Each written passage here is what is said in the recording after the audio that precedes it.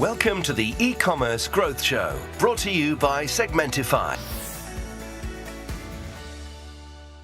Hello, everyone. A honra de estar com o Rafael Forte, presidente da Vetex do Brasil. A gente vai estar falando sobre a Vetex, transformação digital, o crescimento aí do e-commerce no Brasil, varejo, e da Vetex também. Então, Rafa, eu sempre começo com a mesma pergunta, todo episódio, o Avelar até me zoa, mas é sempre para dar contexto.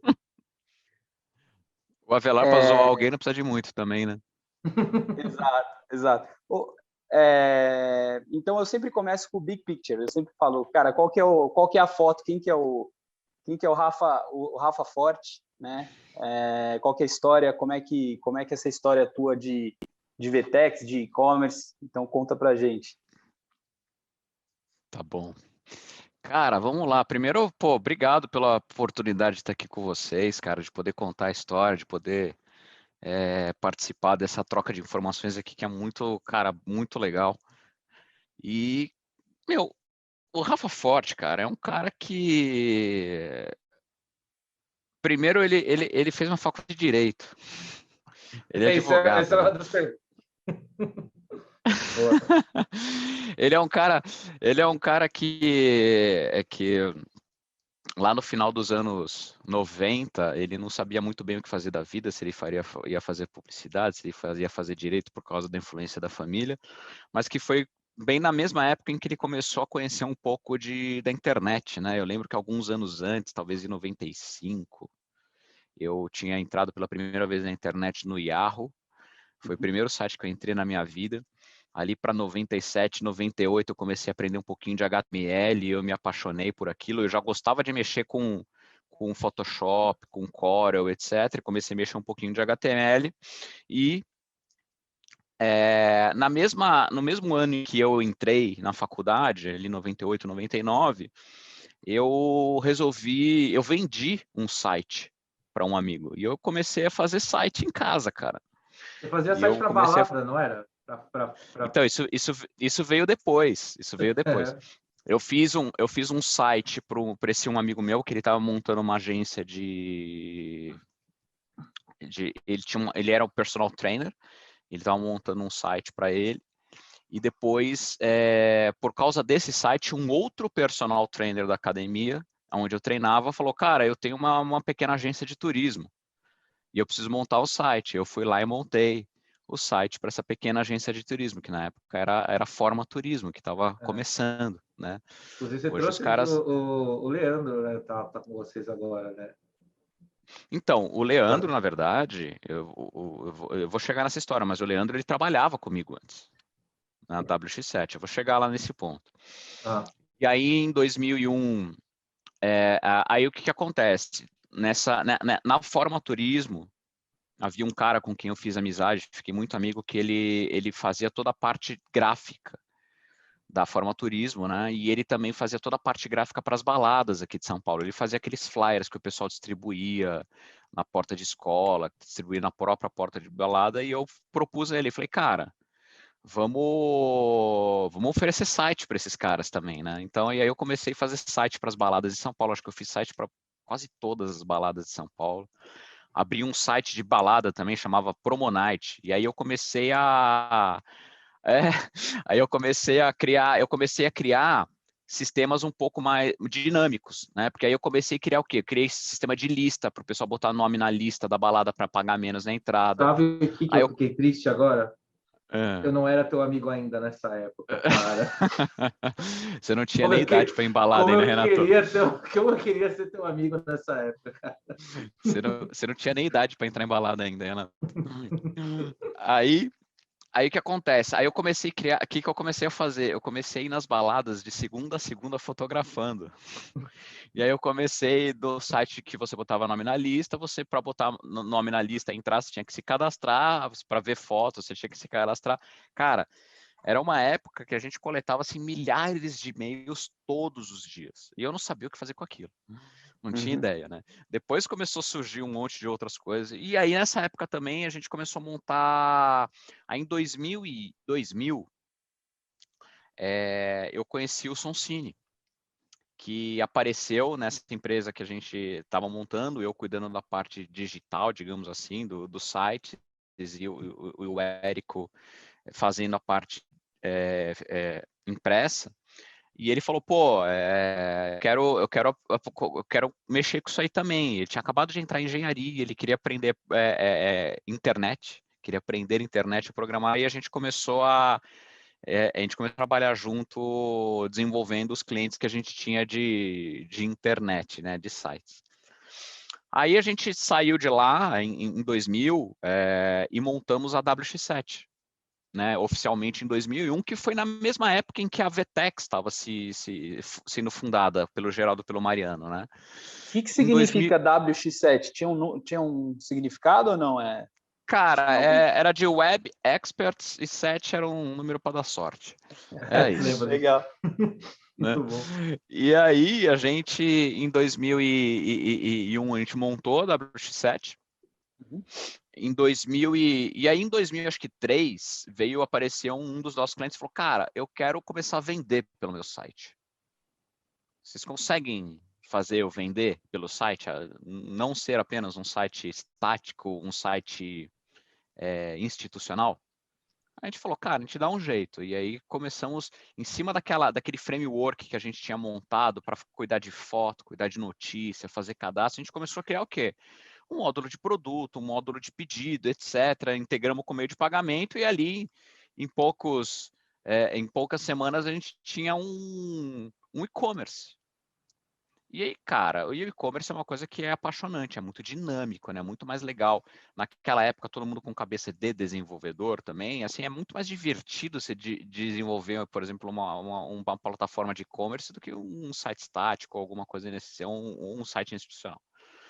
E a gente foi focando a empresa, né, cada vez mais para trabalhar com e-commerce, para ganhando mais clientes, deixando de lado um pouco outros tipos de softwares, né? Então, fazendo sites institucionais, fazendo sites corporativos, mas ao mesmo tempo a gente continuava com a Forma Turismo, porque a gente começou a desenvolver praticamente todos os sistemas da companhia, foi a gente que desenvolveu. Então, ele, no final das contas, se tornou o único cliente não e-commerce que a gente tinha, porque a gente praticamente fazia o RP inteiro deles lá dentro, e todos os outros nossos clientes tornaram-se e-commerce. Em 2010, eu e o Ale, a gente fez uma viagem para o Shop.org, né? E a grana, como era bastante curta, a gente foi procurar a delegação mais barata que a gente podia se juntar para ir para o Shop.org, que foi em Dallas. E a delegação mais barata que a gente encontrou no Brasil era a delegação que estava sendo organizada pelo Mariano. E o Mariano, eu lembro que a gente foi numa delegação, a gente deve ter uma delegação de 10, 12 pessoas, né? E foi uma semana, assim, muito intensa, a gente ficou muito junto durante essa semana, né? Porque era uma delegação pequena, consumindo ali um evento de digital, né? O Shop.org naquela época, em 2010, falava de e-commerce, mas falava de outras coisas. E quando a gente voltou para o Brasil, assim, 2 dias depois, o Mariano ligou e falou assim, cara, a gente quer comprar a W. Eu falei, tá bom, vamos. Né, o Sonsini que atendeu esse telefone falou, o cara quer comprar a W. Eu falei, vende. Ele falou, mas você não quer saber o quanto ele quer pagar? Eu falei, não quero. Vamos embora. Eu falei, mas como assim? Eu falei assim, cara, é muito simples. A W era uma empresa que a gente desenvolvia software tailor-made. Apesar de a gente ter o framework, cada cliente era um software tailor-made. Aquilo é muito custoso, muito dificultoso. Era monolítico assim. naquela época? Cara, é muito interessante. Ele era um monolítico, mas ele era um ASP standard orientado a objeto. Era um negócio meio doido, assim, porque ele era um monolítico, ele não era microserviços, mas ele tinha uma arquitetura bastante distribuída em componentes de biblioteca, sabe? Que a gente havia montado. Era estruturado, né? Você conseguia trabalhar separadamente numa parte. Eu conseguia dar escala, mas o problema é que a gente, como uma empresa, uma software house propriamente dita, a gente dava chance para os nossos clientes de customizarem tudo o que queria, e a gente que fazia. E, cara, aquilo não era saudável, principalmente para mim, que eu era o cara de produto, né? Aquilo não era saudável para mim, porque, eu não tinha mais... Imagina a regra de negócio de todos os clientes na tua cabeça, de ter...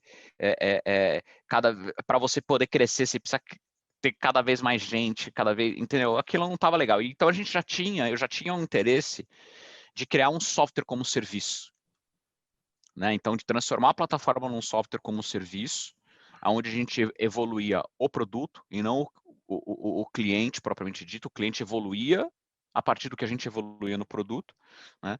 E aí, cara, assim, essa semana ela foi muito importante para a gente, porque assim, a gente conseguiu conhecer os valores, conhecer visão, conhecer. Eu fiquei completamente apaixonado, tanto pelos valores, pela visão, e os caras tinham um produto que era o que eu queria fazer. Então, quando veio um negócio desse, tipo, ele quer comprar a VTEX, eu falei, cara, vamos embora. Eu não estava me preocupando com valor, com dinheiro, nada. Eu estava vislumbrando o que a gente podia construir para o futuro. Né? Então, porque isso, inclusive, você vê que tinha uma ligação com o meu futuro desejado, que era de ter um produto software como serviço, eu também querendo encontrar uma forma de conseguir, além de escalar o serviço, de poder escalar também minha saúde física e a saúde do time que estava ali, né? Porque, cara, não é fácil você sustentar tudo isso. E a gente, assim, mesmo antes de assinar o contrato de M&A, etc., a gente botou tudo num caminhão, cara, e a gente se juntou a VTEX, na época, ela era uma empresa de, acho que de 30 pessoas, a W era uma empresa de umas 70. Só que a gente tinha mais clientes que eles, só que clientes menores, e eles com o produto e clientes maiores, né? Eles já tinham Walmart na época, já tinham Polishop, Mufato e por aí vai. Então, o que a gente fez? A gente se juntou, a gente aposentou o produto da WX7, migramos os clientes da WX7 para a plataforma VTEX, né? E a gente colocou, que nem eu comentei, foi isso mesmo, a gente colocou tudo num caminhão. Eles tinham um escritório na Renato Paz de Barros, a gente pegou aquele, não sei se vocês se recordam, o Renato talvez se lembre, lá nesse escritório. Na Cardoso de Melo, que tinha os ar-condicionados de laranja, o piso de... Eu lembro. Então, o que a gente fez? O tamanho do escritório. A gente botou tudo no caminhão na madrugada, e amanheceu no dia seguinte lá. E, botou mesa, computador, tudo, e fomos lá. Então, tipo... a galera não entendeu nada, né? Chegou, tinha o triplo de pessoa na empresa, né? Não, a gente... A VTEX em São Paulo tinha, acho que 5 pessoas. Nossa, aí eles chegaram e falaram, que é isso, né? Exato. Não, mas é que não foi bem assim, mas é que a gente contou pro nosso lado na W, eles contaram lá, e aí a gente fez a mudança e a gente começou todo mundo junto no escritório novo, né? A VTEX em São Paulo, acho que eram 5 pessoas, se não me engano, era a Mariana, o Bonatti, o Rafinha, a Núbia, se eu não me engano, Paty, talvez a Renata. A Renata. Não, a Paty morava no Rio. Ah, tá. Beleza. Então ela estava no escritório do Rio. Né? E aí a gente começou a VTEX em São Paulo, né? Lá no Rio, nessa mesma época, neste mesmo acordo, né? Houve a entrada do Marcelo e do Gustavo também, que tinha uma empresa chamada MigWeb, né? É lógico que, cara, essa história ela pode ser contada do ponto de vista de cada um desses sócios, né? Porque se você olhar, é como se cada um tivesse 10 anos de jornada e a gente se juntasse para mais 10 anos, a gente está completando agora mais 10 anos juntos, né? Então dá para contar essa história pelo ponto de vista separados de cada um e depois como a gente se juntou e fez o que a gente um pouco da refundação da VTEX, né? Então tem até uns, aqui no Brasil, tem até uma história engraçada que aqui no Brasil, na verdade, o CNPJ da VTEX é o da W, né? A gente trocou o nome da W para a VTEX. Então, às vezes eu sacaneio o Mariano Geraldo e falo assim, então, quem fundou a VTEX não foram vocês, fomos nós aqui. Você pegar o contrato social, começa lá com a gente, né? Mas não tem nada a ver, é brincadeira mesmo. Mas é isso. E, cara, foi assim que eu caí no e-commerce. Algumas dessas pessoas também vieram comigo. É uma coisa que a gente começou pela tecnologia, mas o negócio é apaixonante. E vislumbrando o que a gente via de potencial em todos nós juntos, de construirmos algo que realmente a gente queria, que é, criar um legado, de uma empresa brasileira, nascida no Brasil, levando tecnologia de ponta para fora, sendo orgulho para Brasil e Latinoamérica e sendo reconhecido globalmente como uma empresa que entrega valor, que entrega inteligência, que entrega tecnologia, foi isso que a gente vislumbrou e continua até hoje, cara. E assim, tá só começando, cara. Tá só começando, tem muita coisa pela frente ainda. Irado. Essa história da WX7, do comecinho da coisa toda, eu já escutei algumas vezes, toda vez que eu escuto, eu vejo uma coisa nova, né? E eu acho muito legal, assim. Você tinha perguntado do Leandro, né? O Leandro foi um cara que ele entrou como estagiário na W. Uhum. Né? Ele virou Então, CTO, assim, né? Na forma, e aí né? ele foi, isso, exato. Então ele ficou acho que 5, 6 anos na WX7, ele chegou a ficar um tempo na VTEX, aí ele foi para a Forma, ficou lá 9 ou 10 anos, ficou até agora, final de 2020, quando ele voltou para a VTEX, né? Irado. Então, e assim, ao longo desses 10 anos de W, tem muito detalhe, muita história boa para contar nesse meio do caminho. E esses últimos 10 anos de VTEX também tem muita história boa para contar também. Excelente, excelente. Carlos, você tem alguma questão? Eu participei um pouquinho da jornada, eu entrei no meio aí morando na Dinamarca, então tem muita coisa bacana para mim. Cara, eu admiro demais a história de vocês. Eu acho que, Rafa, vamos focar hoje, a gente pode falar um pouquinho de expansão internacional e tal, mas focar bastante em Brasil, que eu acho que você está aqui, você que está é o nosso vendo... foco, né? Brasil, América Latina é o nosso grande foco, né? Exato, você está no front, você tá nas trincheiras aqui mesmo, no Brasil, e acho que é legal a gente falar do que está acontecendo aqui. Então, a gente fala muito de transformação digital.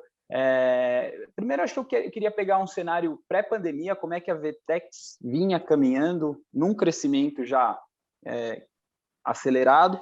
Aí veio a pandemia, veio algumas transformações. Cara, solta o verbo aí. O que mudou? Como é que estava o cenário de e-commerce e varejo no Brasil antes da pandemia? Como é que está? E aí a chave virou para todo mundo. Meu pai é varejista também, aliás, cliente aí de vocês. E como é que está agora? Como é que estamos? Então, antes e o agora. Legal. Cara, o antes da pandemia é o seguinte, o mercado brasileiro de comércio eletrônico é um mercado que já vinha crescendo a 2 dígitos há bastante tempo, né?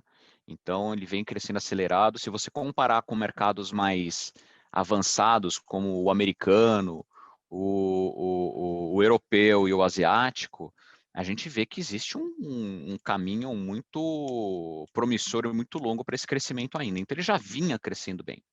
Só que ainda, né, ele não tinha a atração toda que ele poderia ter, né? Eu acho que ainda pode ter mais.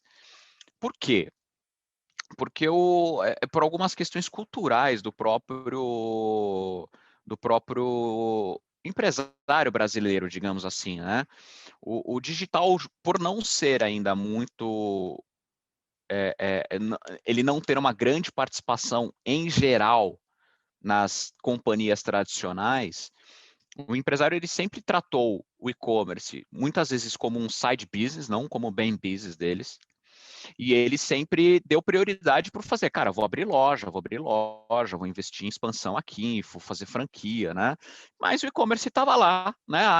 Alguns já com o e-commerce funcionando, levando a sério, isso é legal, mas muitos deles, assim, sempre como você falava de projeto que aceleraria o digital, sempre havia algum outro projeto prioritário para onde o dinheiro deveria ser destinado e por aí vai. Então, ele vinha crescendo a passos largos, o comércio eletrônico no Brasil, mas de fato no background com um cenário como esse, né, ainda não tão difundido. Quando você tem uma pandemia, que é uma coisa que vamos abordar a pandemia na ótica do varejo, tá? Não vamos entrar em outros aspectos. Mas quando você aborda uma pandemia e que você, de fato, vê o seu negócio, você tendo que fechar as portas de loja física que correspondem 95, 90, 85% do seu faturamento, você tendo que fechá-la literalmente do dia para a noite, do tipo, você fechou, num dia você não pode abrir no outro, você fala, e aí, o que eu faço? Né? E aí, com os CEOs, com os diretores que a gente vinha conversando, falou assim, cara, é como se você estiver operando numa bolsa de valores, operando os seus investimentos. Você tem que diversificar os seus investimentos para poder diluir o risco. Você não pode ter todos os ovos numa cesta só. Uhum. E como que a gente faz isso? Primeira coisa, foi natural para a grande maioria dessas empresas, tanto o varejo quanto a indústria, aqueles que já tinham presença online, direcionarem os seus investimentos para ampliar a sua presença online e ampliar a diversificação de possibilidades da captação de receita online. Então, a gente vê empresas abrindo aí, abrindo social selling, vendas por redes sociais, abrindo B2B2C, abrindo marketplace, se tornando marketplaces para poder aumentar mix e efetivamente acelerando as suas vendas em outros marketplaces, né? Abrindo canais B2B, né? Por quê? Porque assim, você começa a ver, pô, fechei loja física, vamos supor, eu tenho 5 mil vendedores de loja física, o que eu vou fazer com esses caras? Ou eu mantenho eles trabalhando ou eu mando embora. E você tem uma força de vendas muito forte. Então, o que faz? Coloca-se, por exemplo, um conversational commerce, bota o pessoal vendendo por WhatsApp, né? Fazendo contato com os clientes. Você investe por exemplo, você fechou as suas lojas físicas, mas elas estão fechadas para o consumidor entrar e comprar. Isso significa que elas estão fechadas para você operar o seu digital. Olha o que aconteceu. Muitos dos nossos clientes que são muito fortes no mundo físico tiveram que transbordar os seus clientes para o e-commerce. E alguns deles operavam somente, por exemplo, de centros de distribuição. E não dá conta, porque ninguém se preparou logisticamente, operacionalmente, para suportar uma demanda dessa dentro de um centro de distribuição. Aí o que aconteceu? Sabe aquele projeto de você se tornar omnicanal, de você plugar as suas lojas físicas no e-commerce, que há 3 anos a gente conversa, tenta convencer os diretores de que é uma boa coisa e tal? Agora você não Aquele tem... roadmap, né? Aquele super roadmap Você não tem estruturadinho, né? mais que 3 pensar. anos. Você não tem mais que pensar, você não tem mais o que discutir, você não tem mais desculpa para não fazer. Então, por exemplo, a gente teve casos aí em 2 semanas, plugamos todas as lojas físicas da ReHap Eu ia perguntar dentro sobre do esse case, site, inclusive. Esse né? case foi uma Mas virada absurda. por que isso é importante? Porque você também você aumenta o sortimento de produtos, a oferta delas no próprio site. Você otimiza, você leva o estoque disponível no site para mais perto do seu cliente, porque a loja física está perto dele. E aí começa a aparecer algumas revoluções de como você lida com logística, de como você lida com atendimento ao cliente, de como você lida com a sua operação. E aí começa a se perceber que, fala assim, pô, esse negócio do digital, ele é muito mais sério do que parece, porque ele gera resultado, né? Ele gera otimização de operação, né? Porque quando você começa a operar, por exemplo, a partir de loja física, você usa muitas vezes a ociosidade da loja física do vendedor para trabalhar para o e-commerce também, né? Nesse caso, com as lojas fechadas, o vendedor estava 100% ocioso. Ele podia ajudar, por exemplo, com picking, packing e delivery na loja física, né? Só que aquela loja, ela está mais perto de quem comprou do que o CD. Então, olha o que acontece. O custo de frete diminui. O tempo de entrega diminui. Né? Isso começa a aumentar a satisfação. Então, começam a começa a ficar evidente, perceptível, pequenas coisas, pequenas ações que a gente chama de projetos, né? Mas eles não são iniciativas que todas as empresas que ou trabalhavam conosco ou vieram para a gente, até mesmo por causa da pandemia, porque a Vetex ela tem um time to market muito rápido, né? Para você subir uma operação. Então, teve muita gente que tinha gente que estava passo atrás, né? Que ao invés de estar discutindo se fazia um omnichannel, não estava discutindo se ia entrar no online, não. Né? Do tipo, meu negócio é físico e ponto. Então, que aí começou a ficar evidente, claro, e sem sombra de dúvida, que é um negócio do futuro, né? É um negócio que todo mundo tem que estar, né? Cara, deixa eu só fazer uma colocação, que estou tendo minha cabeça borbulhando de ideias aqui. O pessoal lá da Bate de Latte, o cofundador é amigo meu, né, o Nick. Eles são dois, é um italiano e um escocês. Uhum. E aí eu fiz uma live com ele na sexta passada e ele falou, velho, 80% do nosso negócio estava em shopping center. Não sei se é cliente, depois a gente faz uma apresentação aí, o networking. Mas 80%, ainda não cara... Não, então vamos acelerar isso aí. 80% estava em shopping. Cara, e aí tinha os quiosques, né? E tinha loja de rua, mas a minoria. E assim, uma coisa que é interessante que o Mariano fala aí sempre, né? Que ele fala que é o romantismo, primeiro, dessas decisões, tipo, 10 anos para implementar o digital, o e-commerce, mas também o negócio que eles estavam postergando, que era entrar em supermercado. Agora, acho que estão começando a pensar, de fato, né, pensando no e-commerce, acho que eles não têm loja realmente online, não sei como é que está, mas acho que eles só estão no Rappi. Então, é isso, é muito interessante ver como é que eles tiveram que se reinventar, né? O CAPEX lá, né? Vários colaboradores e, cara, é incrível. E assim, o que você viu dentro desse cenário? Assim, você tem alguns exemplos. Teve a ReHap, tô te contando um que eu ouvi, de um cara que é amigo pessoal meu, mas outros exemplos de empresas que se reinventaram, franquia, acho que, cara... Por exemplo, uma coisa que veio muito forte também é o streaming commerce, né? Onde você pega, por exemplo, a Dengo Chocolates, Dengo, pode crer, né? Que você tem a loja ao vivo deles, então você conversa, a loja está fechada, o vendedor está lá, mas você conversa com o vendedor e você tem ali, por exemplo, você está vendo a prateleira da loja, você interage com a prateleira da loja, porque você pode ir lá na prateleira, pegar o produto, ver o detalhe daquele produto, daquele chocolate, botar no carrinho e comprar online. Só que você tem esse tipo de experiência, né? As franquias também, isso foi uma maneira, por exemplo, agora, né? Vou te falar agora, esse mês, Páscoa, né? Lockdown decretado por São Paulo. O que aconteceu? Copenhagen, né? Que possui lojas próprias, mas possui muitos franqueados. Cara, a gente fez uma força-tarefa muito grande para ajudar eles a configurar corretamente o site, botar as lojas bem calibradas, para poder atingir a meta que eles tinham estipulado antes do lockdown para as lojas abertas. Né? E aí, o que acontece? Você coloca, isso é muito interessante, né? Porque os franqueados, lá atrás, alguns meses ou anos lá atrás, né, era muito comum o franqueador não querer fazer operação digital porque ele acreditava que ele ia gerar conflito de canal com seus franqueados.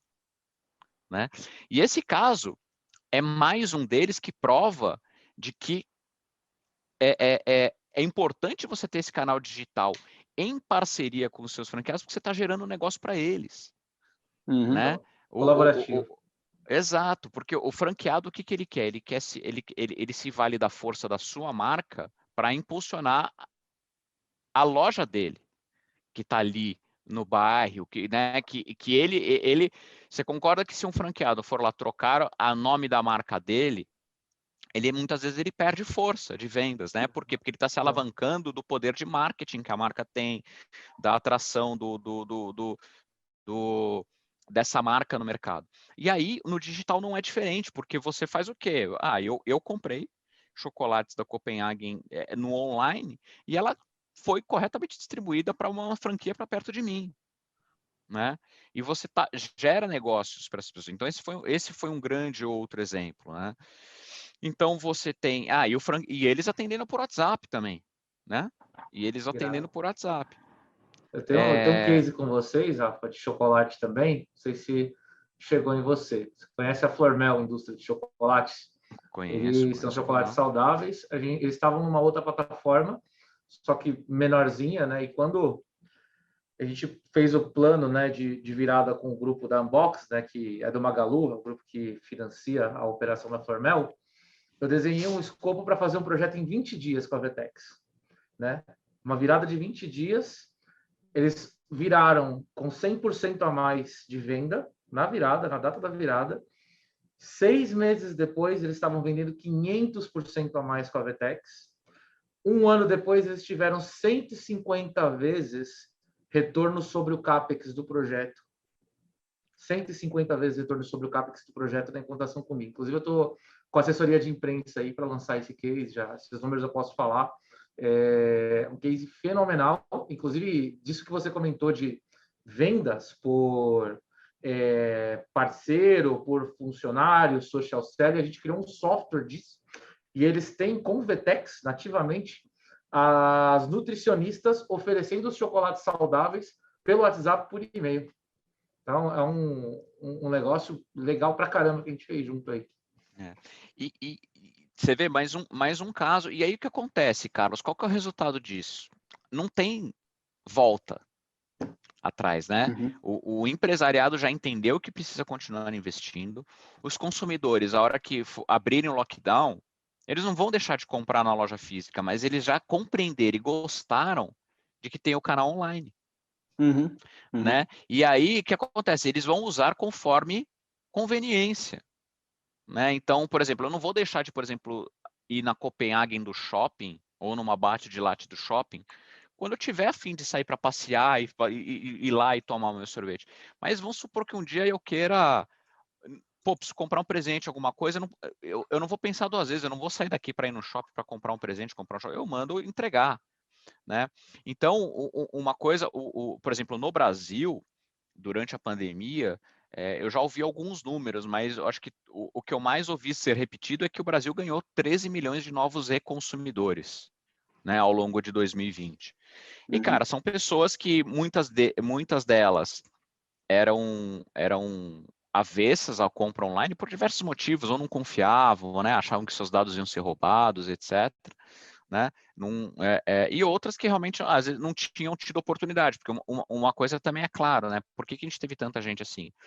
O apoio financeiro que o governo deu, com as ajudas, etc., permitiu com que muita gente pudesse experimentar a compra do online, até porque muitas das ajudas elas eram direcionadas para serem compras online, efetivamente, né? Então, eram programas de ajuda financeira, mas que direcionados à compra online, para não estimular que as pessoas saíssem às ruas para fazer as suas compras, né? Então, isso gerou, digamos aí, uma educação digital em relação ao varejo digital pelo lado do consumidor.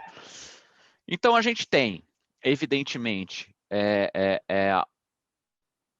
muito evidenciado e claro para o empresário de que ele tem que investir, continuar investindo e expandindo as suas frentes. A segunda coisa, de que a lição de, cara, às vezes o ficar anos planejando para depois executar não é o melhor comparado a vamos tentar 3, 4, 5, 10 coisas rápidas em paralelo, que 8 deem errado, mas as 2 que derem certo, elas vão validar o investimento e o esforço, porque é assim que você precisa evoluir rápido, é assim que você descobre e ajusta, né, a evolução da sua companhia. E pelo lado do consumidor, a gente ganhou novos consumidores que experimentaram, gostaram da conveniência, gostaram do processo, desmistificaram, a coisa não é tão difícil assim, e esses dois pilares juntos, eles vão se equalizando, eles vão subindo, né? Então, durante a pandemia, principalmente num momento de lockdown com lojas físicas fechadas, a gente viu duas coisas. Primeira coisa, os e-commerces que não têm loja física, eles praticamente dobraram ou triplicaram de tamanho. Então, fizeram uma curva assim. Os e-commerces que têm loja física, eles fizeram uma curva assim, as vendas online. Foram o dobro de quem não tem loja física. Por quê? Porque o mundo físico canalizou para o digital. Quando reabriram as lojas, o que aconteceu? Naturalmente, quem tem loja física a venda do digital caiu, mas olha esse cara aqui, ó, que não tinha e-commerce. A venda dele não caiu. Ela se manteve. Para não dizer que não teve oscilação, né? Ela pode ter caído um pouquinho, mas ela nunca voltou ao patamar que ela era antes. E o cara que tinha loja física. O cara que não tinha que loja não física. tinha, ou seja, ele cresceu e ficou. E o cara que tinha loja física, ele também nunca voltou ao patamar que ele era antes, mas ele voltou. Ele se estabilizou também num patamar acima. Então, isso mostra o quanto o mercado acelerou. Isso eu estou falando de Brasil, tá? Então, isso foi a gente notou bastante esse comportamento aqui. Então, eu posso te dizer que o mercado que antes da pandemia acelerava a 2 dígitos, ele vai continuar acelerando a 2 dígitos depois da pandemia. Isso na média, né? Porque nós notamos aqui na Vetex, tivemos casos de clientes que chegaram a vender 20.000% com o lockdown. Principalmente aqueles que tinham loja física. Então, alguns venderam 200, 400, 500, mas eu tive casos de 20.000% de aumento de venda. E não é porque ele vendia um pedido e passou a fazer 2.000, 20.000. Não. O cara já vendia bem, né? E realmente o negócio arrebentou. E sem falar do varejo alimentar, né? E farmácia. Uhum. Que são itens de extrema necessidade, aonde mesmo com o lockdown, né, a gente viu que com o lockdown, os itens, digamos, supérfluos, não vou dizer supérfluo, quando veio o lockdown, a gente não sabendo o que ia acontecer, a gente deixou de comprar roupa, deixou de comprar brinquedos, deixou de comprar perfume, algumas outras coisas, mas comida e remédio não. O topo Então da pirâmide acelerou de Maslow, esquece, né? A base. Exato. Né? Mas foi rápido, assim, você vê que foi uma queda rápida, né? E um crescimento rápido de comida e remédio, mas depois os outros segmentos eles voltaram acelerando, e a questão do mercado alimentar e o mercado de farmácia, principalmente o alimentar, que o alimentar ele tinha um patamar ainda mais rústico, digamos, com menos maturidade ainda do que o de farmácia e de outros segmentos de comércio eletrônico. Ele evoluiu muito, e hoje eu vejo muitas pessoas, muitos consumidores que só compravam no físico e que por falta de opção no lockdown tiveram que ir para online, hoje já balancei o dia a dia deles, porque hoje eu acho que o bem mais importante que o ser humano tem é tempo. Ele chega a ter, na verdade, é o mais importante e é um dos mais escassos. Então, as pessoas elas chegam a ter, inclusive, mais dinheiro do que tempo. Então, muitas pessoas perceberam que, puxa, existem coisas que eu quero ir no supermercado pegar, ver, apalpar, ver se está do jeito que eu quero, mas tem coisas que eu não preciso. Ou até mesmo coisas que eu preciso apalpar, mas, cara, eu confio que vai vir. Então, muitas pessoas elas falaram, pô, comprando no online, eu economizo muitas vezes 1 hora, 2 horas do meu dia, que é o bem mais precioso que eu tenho e que é o bem mais escasso que eu tenho. Então, você vê que toda essa conjunção de fatores, ela criou ela transformou o cenário do varejo digital, né? Uma coisa que aconteceria, levaria 5 anos, efetivamente, 4, 5 anos para acontecer, foi acelerada nesse ano de Covid por causa disso. Então, Rafa, dentro desse tema aí, tem 2 coisas que eu queria te perguntar. A primeira é o papel do ecossistema, né? E quando falo ecossistema, vocês, Vetex, vocês têm o Vetex Day, incrível, vocês juntaram, né? Tem um monte de gente que está plugada, empresas e pessoas plugadas ali em vocês, e vocês vêm numa série de aquisições também aí, né? Vocês têm adquirido algumas empresas. Então, comenta um pouco dessas aquisições e do papel, da importância dessas aquisições, óbvio, estratégicas, mas hoje vocês não são mais uma empresa, uma plataforma apenas de e-commerce, né? Vocês têm feito aquisições estratégicas para ter maior valor agregado para os clientes. E aí eu queria que você falasse o porquê e o papel dessas aquisições também no Brasil. Depois a gente fala de fora. Se puder citar até especificamente payments e a parte de logística também seria legal, tá, Rafa? Legal. Então vamos lá. Primeira coisa, ecossistema. Assim, a VTEX ela não seria o que ela é se ela não tivesse o ecossistema que foi criado ao redor dela, né? A importância dos nossos parceiros ela é tão grande quanto a importância dos nossos clientes, que é quem efetivamente paga, sustenta todos nós, sustenta o ecossistema, inclusive a VTEX como parte desse ecossistema, né? E a segunda coisa, por que o ecossistema é importante? Porque a gente, desde o começo, a gente declarou que nós seríamos uma empresa muito focada em sermos engenheiros de digital commerce, uma empresa de engenharia de digital commerce, e não uma empresa de engenharia de software. O que isso quer dizer? Que a gente ia ser muito focado em desenvolver infraestrutura e solução para o digital commerce, para o varejo digital.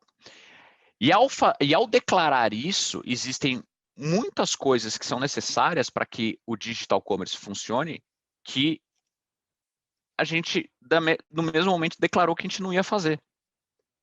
Por quê? Porque assim como nós, existem empresas especializadas no mercado que fazem essas frentes que a gente não quer fazer. Como, por exemplo, o Renato citou, meio de pagamento, ERP, transporte, né? Implantação. Se a gente tivesse que se focar em fazer a implantação, por exemplo, de front-end de cliente ou as customizações para cada cliente, a gente ia se desfocar em evoluir a gente como um produto e todo mundo ia perder. Então, o que a VTEX ela é focada? Em construir a infraestrutura que o varejo digital vai estar sentado em cima, é o que a gente está fazendo. E quando a gente fala o varejo digital sentado em cima, não é somente os clientes, mas o ecossistema, né? Porque os parceiros eles desenvolvem soluções complementares à VTEX e oferecem elas para esses clientes, né? Então, esse é o ponto que é muito importante. O segundo é que as aquisições que nós fazemos é porque elas estão alinhadas com o futuro desejado de ter a infraestrutura do varejo digital cada vez mais completa para oferecer para os nossos clientes, né? Então, tudo aquilo que aumenta a capacidade de venda, né? Que simplifica que acelera e simplifica o go-to-market de qualquer marca, seja ela de varejo ou de indústria, atacado, distribuição, etc., é algo que a gente considera para complementar esta infraestrutura, né? E permitir que, além de ser complementada, ela também abra mais possibilidades para que o próprio ecossistema continue crescendo em cima da gente, né? Criando mais soluções complementares, criando mais especificidades de determinados segmentos e por aí vai. Então, isso é a nossa visão, é a nossa estratégia. Foco. Muito bom, muito bom. Carlos, a gente não quer abraçar o mundo, a gente não quer abraçar o mundo, a gente quer ser o melhor naquilo que a gente faz, dando oportunidade para que os melhores que fazem aquilo que eles fazem estejam junto com a gente, para que o nosso cliente tenha o melhor de cada um para que ele possa ter sucesso na sua operação. Esse é o ponto. E acho que dentro desse ponto também, talvez você comentar sobre o papel do conhecimento, né? Porque, assim, você é um formador de opinião. Eu falei com isso com o Alfredo, né? E nas viagens com o Mariano, vi muito isso, assim, que ele fala que a empresa tem que ter formadores de opinião, thought leaders e coisas assim, né? Não só ao adquirir as empresas, mas assim, o Mariano ele fala uma coisa que ele fala, cara, o e-commerce, o digital, o varejo, você tem que ter vivência, é um troço difícil, né? De você vai aprendendo fazendo, como acho que acredito qualquer coisa, qualquer trade na nossa vida.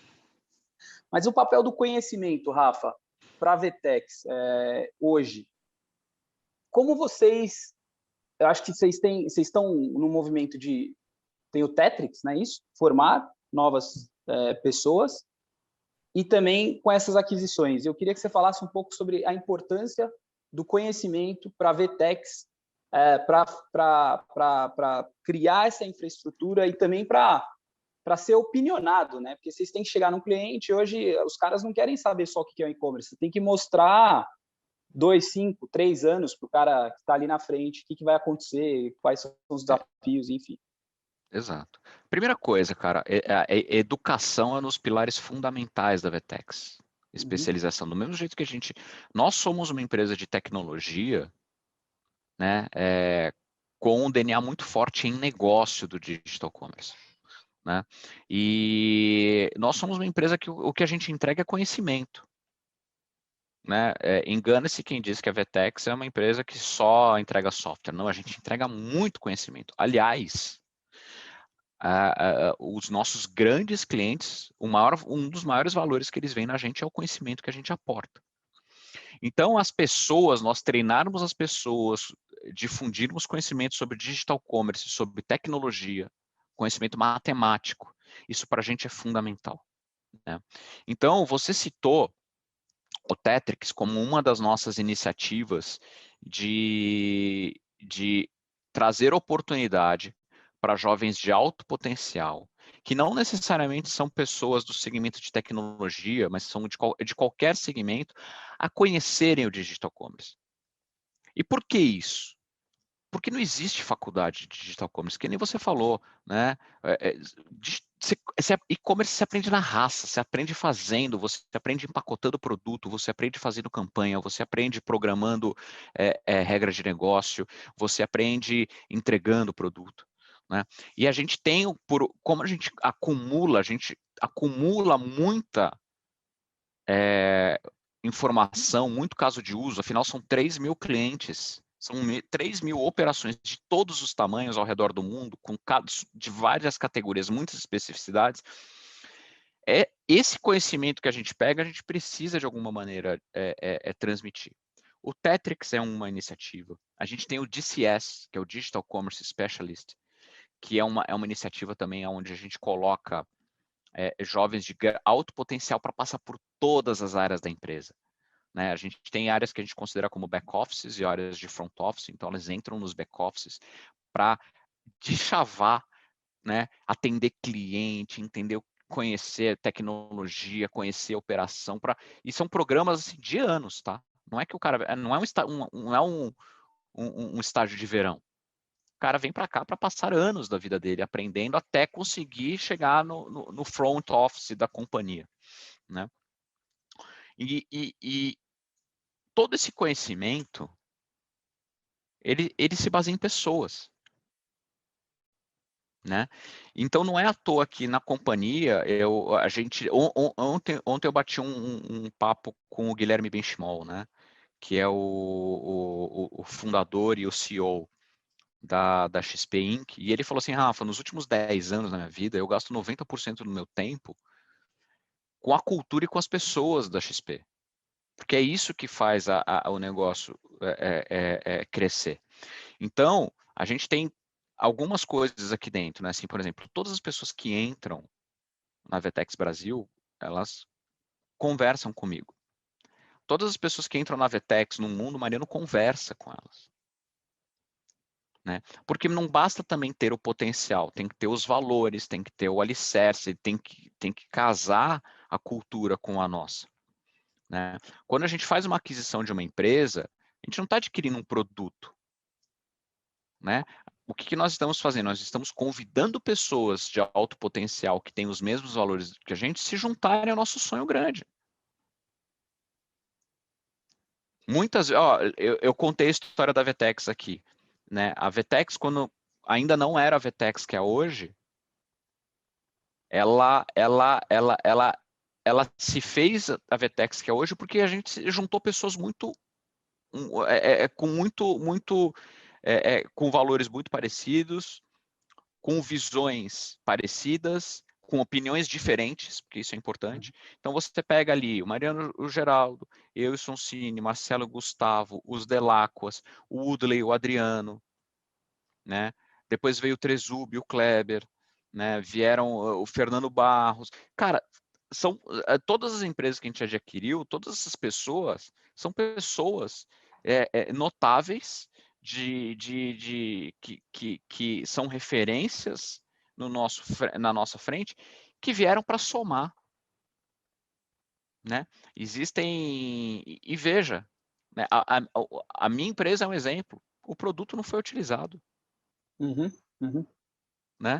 Então, é por isso que a educação, o pilar da educação, o pilar da cultura é muito importante para fazer o que a VTEX é hoje, para a VTEX ser o que é hoje. E a gente vai cada vez mais investir nessa frente. Super legal. Renatão, manda brasa aí. Só eu tô falando. Não, mas acho que uma das perguntas que eu ia fazer, ele acabou respondendo, que era o seguinte, né? Acho que ele deve estar até cansado de responder sobre a VTEX ter recentemente virado um unicórnio, né? E eu ia perguntar o que fez a VTEX chegar lá, mas eu acho que isso já está bem claro, essa solidez, o investimento em pessoas, né? Eu acho que isso foi uma das coisas que eu sempre acreditei na VTEX, tive a oportunidade, inclusive, de durante um tempo ser funcionário, né?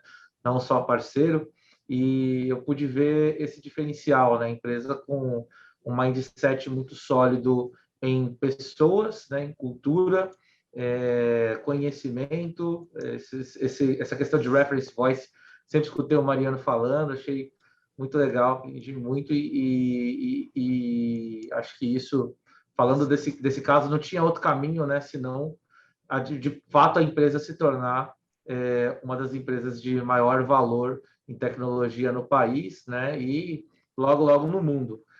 Uma outra questão que eu queria fazer, uma pergunta mesmo, Rafa, sobre tendências e futuro, né?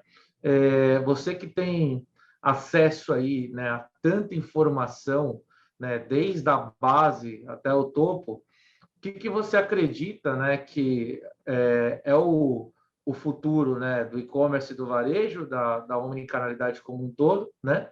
E também dicas, né, que você daria para novos empreendedores para o e-commerce. Legal.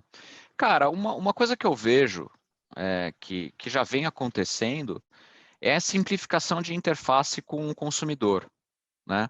Eu acho que nós aqui nascemos numa geração em que a ferramenta básica para a gente interagir com os canais digitais era o browser, né? Só que hoje essa geração que está aí, ela não interage mais pelo browser. A gente interage inclusive pelo browser no mobile, né? Então, esses caras hoje, essa geração que está vindo aí, ela interage pelo mobile, mas ela também não está, ela está interagindo, às vezes não é nem mais por browser, ou até mesmo por aplicativos, assim, de compra efetivamente. O que eu acho que está vindo muito forte e vai ser a grande tendência?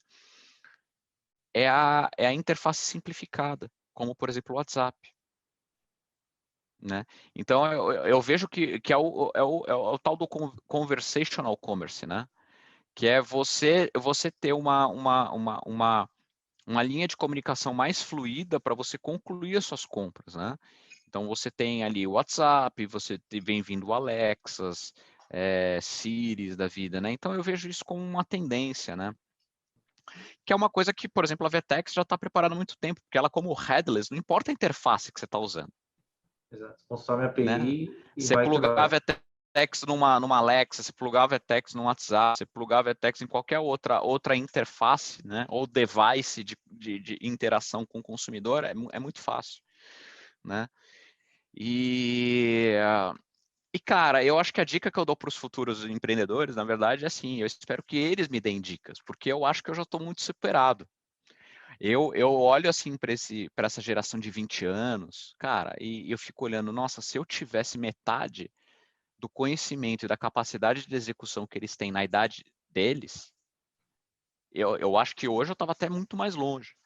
Então, eu mais do que falar, eu quero muito mais ouvir, porque eles estão muito mais inteirados do que acontece no mundo e do que vai ser tendência. Mas uma coisa que eu posso trazer que eu sempre digo isso, e isso é uma coisa que eu tenho para minha vida, né? Se você é um empreendedor, né? E se você tem um sonho, que é um sonho verdadeiro de criar, de gerar, de deixar um legado, coloque isso como seu propósito. Esse tem que ser o seu propósito. Não é, vou fazer uma empresa para vender, para ganhar dinheiro ou para ser reconhecido, né? Isso eu digo que isso chama-se agenda pessoal, né? Siga o seu propósito de deixar um legado, de fazer o bem, entregar algo para sua comunidade que ela realmente use, que ela queira. Isso é o que eu chamo de agenda coletiva, né? Quando você se coloca a agenda coletiva acima da sua agenda pessoal, você vai falar, puta, mas eu estou deixando de realizar os meus sonhos pessoais. E aí a dica que eu posso dar assim, cara, isso eu não considero isso como verdade. Porque se o seu propósito for a sua agenda coletiva e você verdadeiramente for intencionado de entregar isso, a sua agenda pessoal acontece por consequência. Então, ela não é o objetivo, ela é consequência do seu objetivo. E se você tem um objetivo, um objetivo que é um propósito, e você realmente de coração e verdadeiramente está empenhado em fazer isso, cedo ou tarde, a sua agenda pessoal acontece. Então, não se preocupa com isso. O momento chega de cada um. O foco é entregar valor. Se você entregar valor, você será percebido como valor, você terá valor. Né? Então, esse é o grande, talvez a dica ou o conselho. Se o conselho fosse bom, a gente vendia, né? A gente não dava. Mas isso é o que, talvez é o que eu posso dizer aí para essa geração que pensa em empreender, que pensa em construir a disrupção do futuro. Eu fico muito feliz com essa tua resposta, Rafa. Uma coisa que eu sempre me espelhei em você, né, por ter uma certa proximidade, ter trabalhado junto, é que você é uma pessoa genuinamente humilde, né? Essa foi uma resposta muito legal, cara. Fiquei muito feliz aí de ter escutado isso, né? Espero que esse nosso podcast de hoje chegue para muitos novos empreendedores, né? E que toda essa história, né, motivante que você trouxe para cá hoje chegue no máximo de pessoas possível, porque é muito legal ver como que a Vetex ela está crescendo, e aí o pessoal se pergunta por quê, né? E fica claro, né, quando você explica isso, né, que a Vetex foca no propósito coletivo, sempre pensou, né, em colaboração, sempre pensou em community, né? E essa força, né, de todo mundo junto, né, pensamento de ecossistema é muito maior do que o individualismo, né? Então, cara, irado. Fico muito feliz aí pela resposta que você deu. Legal, fico contente com o teu reconhecimento e espero que isso possa inspirar, ajudar aí os novos empreendedores do futuro, os inovadores, né? E vão para cima, cara. Tem que ser sempre assim.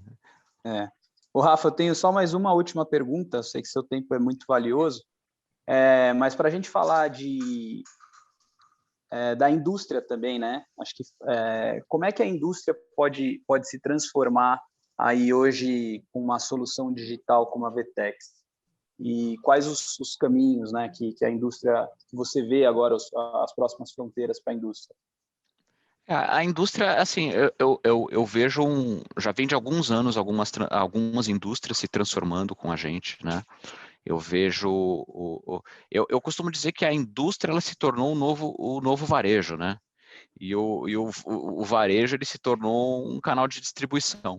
Então, se você pegar exemplos como a própria Whirlpool, que começou em direct consumer com o Compra Certa, que foi um clube de compras, depois vindo com as marcas próprias vendendo direto ao consumidor.